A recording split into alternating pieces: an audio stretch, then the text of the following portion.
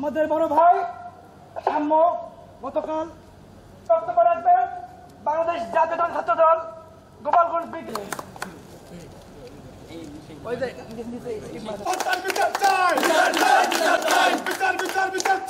সবাই জানি আজকে কি কারণে এখানে আসছি। আমরা আসছি সাম্য হত্যার বিচার চাইতে। গত 1 মাস আগেও আমরা একইভাবে পারভেজ হত্যার বিচার চাইছি। আসলে বিচার চাওয়াটা কোনো কিছু নয়, আমরা একটা বিষয় উদ্দেশ্য করে বলতে চাই, আপনাদের বিশ্ববিদ্যালয়ের ক্যাম্পাসে একজন ছাত্র হত্যা হয়, অথচ আপনারা প্রশাসন এর বিরুদ্ধে কিছুই করতে পারেননি। আপনারা প্রশাসন এখনো কোনো যথেষ্ট ব্যবস্থা নেননি। আর আজকে দেখে দেখে বেছে বেছে নির্মমভাবে ছাত্র দলের ভাইদের হত্যা করা হচ্ছে।